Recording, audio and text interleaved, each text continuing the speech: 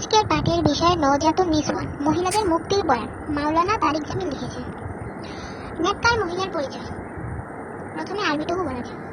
আন আবি উমামাতা আনিন নাবিয়্যি সাল্লাল্লাহু আলাইহি ওয়াসাল্লাম আন্নাহু ইয়াকুলু মাস্তাফাদাল মুমিন বা'দা তাকওয়াল্লাহি খায়রাল লাহু মিন যাওজাতিন সালিহাতিন ইন আমারাহা আতাআতুহু ওয়া ইন নাযারা ইলাইহা سرته وإن أقسم عليها أبرته وإن غاب عنها نصحته في نفسها।